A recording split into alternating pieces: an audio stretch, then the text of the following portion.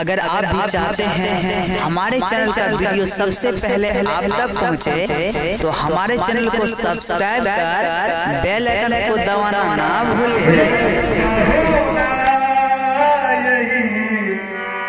अरे मिथिले में रघुना ये पहुना यही मिथिले में रघुना जौने सुखवा ससुरारी में